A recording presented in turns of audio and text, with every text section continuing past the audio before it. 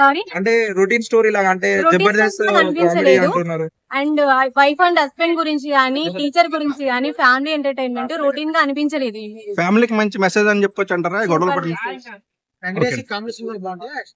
Family and కామెడీయే బాగుంటది వెంకటేష్ కి.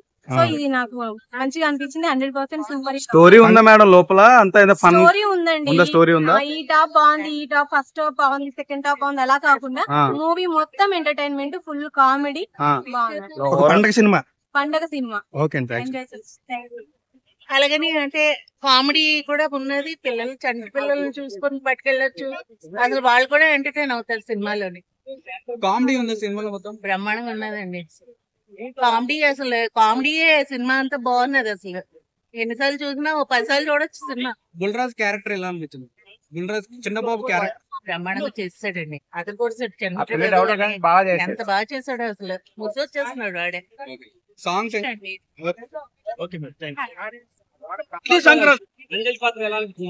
Super super super అంజలి బదులు సూపర్. ఈ ఫ్యామిలీ తోటి హ్యాపీగా నేను ఉండాలి.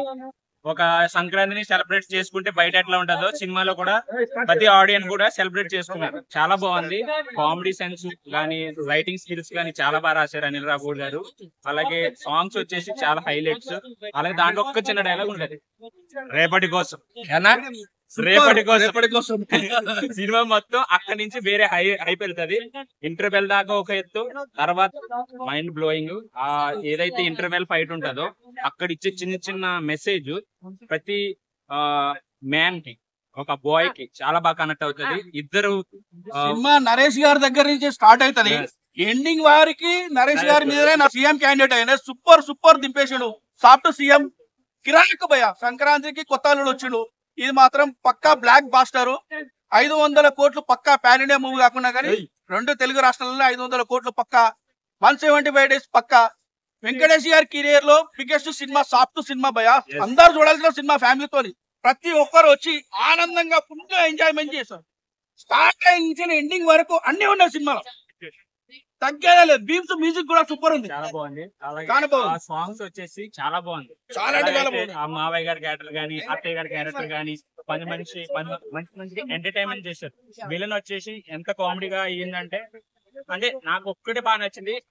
క్లైమాక్స్ లో ఒక మనిషికి ఇచ్చే మెసేజ్, ఒక మగోడు ఒక అమ్మాయి దగ్గర ఎట్లా ఉండాలి, భార్య దగ్గర ఎట్లా ఉండాలి, వాళ్ళిద్దరు ఏకమై మధ్యలో నలిగిపోతాడు. ఆ నలిగిపోయే తనాన్ని ఎక్కువ చూపించారు. అలాగే రెండోది ఏంటంటే ఉపాధ్యాయుల్ని, గురువుల్ని ఎక్కువ సంస్కరించాలని, వాళ్ళకి ఇవ్వాల్సిన ఎత్తుపట్టడమే కష్టం. అలాంటిది ఇతను సాయం చేస్తాడు. సాయం వద్దు కానీ అతను ఎక్కడో ఒక పాయింట్ ఆఫ్ లో అవమానపడతాడు. దాన్ని క్లియర్ చేయడానికి రెండో పార్ట్ అంటే ట్విస్ట్, రెండో ట్విస్ట్ పెట్టారు. Game changer. నా వ్యక్తిగతంగా గేమ్ చేంజర్. ఎందుకంటే చరిత్రలో నిలిచిపోయే సినిమా గేమ్ చేంజర్. 3 సినిమాలు బాగున్నాయి. ఈ సినిమా ఏం చెప్పింది? లవ్ చేసిన అమ్మాయి గురించి భార్యకి చెప్తే జీవితాంతం గొడవ పడతారు అనేది ఒక మెసేజ్. ఇది అంతే. ఇది సరదాగా 3 పిల్లలకు సంబంధించిన అది ఒక సరదా సంతోషం ఉంది, హ్యాపీగా ఉన్నది. డాగు మహారాజ్ ఏం చెప్పిందంటే, ఓవరాల్ గా ఒక 100 సంవత్సరాల క్రితం ఒక రాజు ఉండేవాడు. ఆయన నీళ్లు లేని గ్రామంలో పోరాటం చేసి నీళ్లు తెచ్చింది అనేది ఒక మెసేజ్. కానీ గేమ్ చేంజర్ ఏం చెప్పిండు? ఒక ఐఏఎస్ అంటే ఏంటి, ఒక ఐపీఎస్ అంటే ఏంటిది, ఒక కలెక్టర్ అంటే ఏంటిది, ఆయన బార్డర్ ఎంత వరకు ఉంటది, సర్పంచ్ ఎన్నికలు వచ్చిన, వార్డు నెంబర్ వచ్చిన, ఎన్నికలు